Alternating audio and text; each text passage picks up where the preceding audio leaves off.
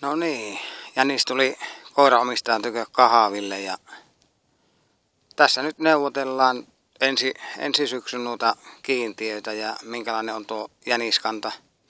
Tämä vanha kunnon urkki, mikä nyt täällä Tahkoselällä asuu, niin tämä tietää tuo jäniskannan ja hänen mielestä enää ei kantaisi tälle viikolle ampua yhtä, että nyt on hyvät siitosnartut jäänyt henkiin ja hänellä on paljon arpeita ja pitäisi saada paljon astutuksia ensi kevääksi ja saataisiin niitä hyviä kennelijäniksiä jalostettua, että eikä tässä hörpätään kahvit ja keskustellaan palaverista ja otellaan koira on jäljessä hieman tässä vielä, että kerkiä jäniskin kahvit juo ja lähteä taas sitten liikenteeseen, niin eikä siinä.